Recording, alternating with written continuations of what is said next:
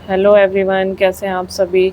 तो चलिए शुरुआत करते हैं अपने आज के नए चैप्टर की। और जैसा कि मैंने आपको बताया कि कल कोको बहुत उदास थी और मैं उसके संग खेली भी इसी चक्कर में। आप लोगों ने कल का व्लॉग देखा होगा। तो मुझे थोड़ा अंदाज़ा तो लग रहा था कि वो उदास है और उसकी जो है वो हीटिंग पे आने वाली है। और हीटिंग पे आने का मतलब होता है कि इनके पीरियड्स स्टार्ट होने वाले हैं। तो वैसा ही हुआ और कोको को इवनिंग तक पीरियड्स स्टार्ट हो गए और अभी उसका हीटिंग टाइम चल रहा है। तो वो बहुत परेशान है। तो हम लोग आज डिस्कस करने वाले हैं। क्या हुआ बेटा? कोको, कोको, क्या हुआ बेटा? तो आज हम डिस्कस करने वाले हैं जो डॉग्स हमारी हीट पे होती हैं तो हमें किन किन चीज़ों का उनके लिए ध्यान रखना चाहिए। तो सबसे पहले देखिए, फर्स्ट नंबर पे क्या होता है, हमें ना कंफर्टेबल एनवायरनमेंट बनाना चाहिए।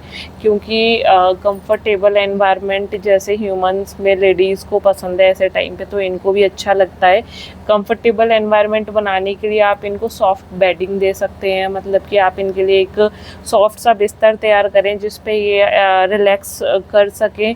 दूसरा, टेम्परेचर, इस टाइम ये जो बहुत है ना टेम्परेचर सेंसिटिव होती हैं, तो ना तो ज़्यादा इन्हें ठंडे एरिया में रखना चाहिए, ना ज़्यादा इन्हें गर्म एरिया में रखना चाहिए। और देखो, अभी हम टेम्परेचर सेंसिटिव की बात कर रहे थे, यहाँ आकर बैठ गई तो मुझे तुरंत ही यहाँ पे आना पड़ा है। देखो आपके सामने लाइव एग्जांपल है। इतने फर होने के बाद भी ये इतनी गर्मी में, जहाँ हम खड़े नहीं हो पा रहे 1 मिनट, ये वहाँ जा कर के बैठी है। देखो, तो आपके सामने एग्जांपल आपने देख ही लिया है किस तरीके से ये सेंसिटिव फील कर रही है।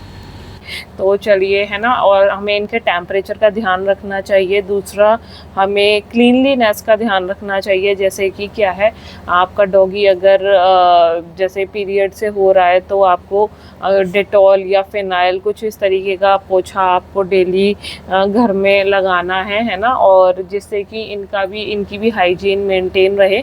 कल रात की बात है, जब कोको मुझे ज़्यादा परेशान कर रही थी, तो क्या है, वो ना रात में बीच बीच में मेरे पास आ जाती है बिस्तर पे। तो मैंने कल उसको आने नहीं दिया, क्योंकि उसकी जो शीट मैं बिछाती हूँ तो वो शीट मेरे पास कल नहीं थी, वो मैंने आज मॉर्निंग में ही निकाली है। और तो उसकी जैसे रात में क्या था, अभी मैं उसको क्या करूँगी, वो शीट बिछा के अपने बेड पे ले लूँगी तो वो सही रहेगा। और रात में मैं नहीं ले पाई थी इसी चक्कर में उसको, वरना तो वो मेरे पास आ जाती है रात में, ऐसी कोई बात नहीं होती है। जब कोको मेरे पास रात में नहीं आ पाई तो मैं कोको के पास नीचे सोने के लिए आ गई थी, क्योंकि जिससे उसको कंफर्टेबल फील हो और वो अलग सा फील ना करे कि मुझे सेपरेट कर दिया मम्मी ने इस टाइम पे।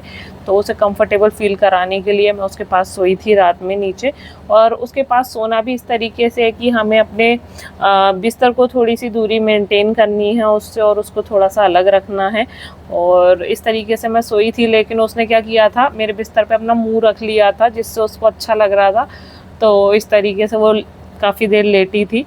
तो हम अपने नेक्स्ट पॉइंट पे चलते हैं। क्लीनलीनेस के बाद में आपका डाइट, इसका जो डॉगी का डाइट होता है उस समय बहुत सही से मेंटेन करना चाहिए, मतलब कि नॉर्मल फूड दें पहले तो आप उसको। दूसरा, आप उसको ग्रीन वेजिटेबल्स दे सकते हैं, थोड़े कुछ फ्रूट्स भी दे सकते हैं। फ्रूट्स में आपको ग्रेप्स या कुछ सिट्रिक फ्रूट जो ज़्यादा होते हैं वो नहीं देने चाहिए, अवॉइड करने चाहिए। दूसरा, आपको हाइड्रेशन का मेन ध्यान रखना है कि इनकी बॉडी को हाइड्रेट रखना है, ठीक है। और हमारा नेक्स्ट जो वो आता है, वो नेक्स्ट पॉइंट है हमारा एक्सरसाइज। इनको एक्सेसिव एक्सरसाइज या ज़्यादा भागा दौड़ी से इस टाइम पे अवॉइड करना चाहिए, कि ज़्यादा ये एक्सरसाइज उछल कूद ना करें, लाइट वॉक ही कराएं।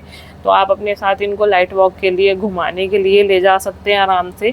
दूसरा, मेंटल स्टिमुलेशन के लिए हम एक चीज़ कर सकते हैं कि हम अगर ये ज़्यादा फील कर रहा है, जैसे लिथार्जी टाइप, इस टाइप में क्या है, बॉडी लिथार्जिक कंडीशन में चली जाती है, बहुत थका हुआ फील करती है।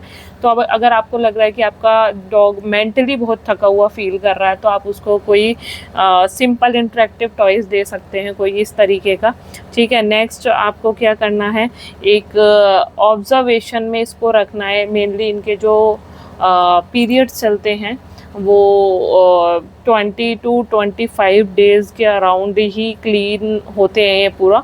तो 20 डेज़ के अराउंड तो इनके पीरियड चलते ही हैं, और इनके पीरियड्स हर 6 महीने में आते हैं और 20 दिन के लिए चलते हैं। तो जब 20 दिन चलें, उन 20 दिन में आपको ऑब्जर्वेशन में रखना है अपने डॉगी को कि ऑब्जर्वेशन क्यों, जैसे कि क्या क्या उसका जैसे बिहेवियर देखना है आपको, वो ज़्यादा एग्रेसिव ना हो रहा हो, वो नॉर्मल रह रहा है या नहीं रह रहा है, और वो ज़्यादा लिकिंग तो नहीं कर रहा है अपने प्राइवेट पार्ट को। अगर वो लिकिंग कर रहा है ज़्यादा, और तो आप इसके लिए बाज़ार में बहुत सारे सैनिटरी पैड्स या इस तरीके की चीज़ें डॉग्स की अवेलेबल हैं, आप उसको भी यूज़ कर सकते हैं, या फिर आप उसको खुद ही बार बार अगर रोक सकते हैं, आप अवेलेबल हैं तो उसको लिकिंग करने से रोकें। और अगर डिस्चार्ज उसको देखना है, अगर डिस्चार्ज ज़्यादा हो रहा है तो आप वेटेनरी डॉक्टर से कांटेक्ट करेंगे, और नॉर्मल हो रहा है तो उसमें कोई घबराने की बात है ही नहीं। बाकी अगर, और लास्ट एक और है, जैसे कि आपका अनयूजुअल हेल्थ सिम्टम, जैसे कि अगर आपको लग रहा है कि पीरियड्स के दौरान वोमिटिंग या डायरिया कुछ इस तरीके की चीज़ें स्टार्ट हो गई हैं आपके डॉग को, तो तुरंत ही वेटेनरी डॉक्टर से आपको संपर्क करना है और उसके उस चीज़ पे रोकथाम लगवानी है। ठीक है, तो ये हमारा जो सेशन था ये मेनली जो हमारे फीमेल डॉग्स हैं उनके ऊपर था। और कोको इस टाइम बहुत सुस्त रह रही है और ना मुझसे खेलना चाहती है ज़्यादा, लेकिन अभी मैं यहाँ बैठ के वीडियो बना रही थी तो देखो ये मेरे पास आके लेट गई है, देखो किस तरीके से। कोको सो रहे हो, सो जाओ। तो मेरी कोको सो रही है इस टाइम, है ना। तो ऐसी ही इन्फॉर्मेटिव वीडियोस के साथ हम आपको अब कल मिलेंगे, और बीच बीच में मेरी ऐसी इन्फॉर्मेटिव वीडियो आपको मिलती रहेंगी। तो कल तक के लिए बाय, और अब हम नेक्स्ट वीडियो में मिलते हैं।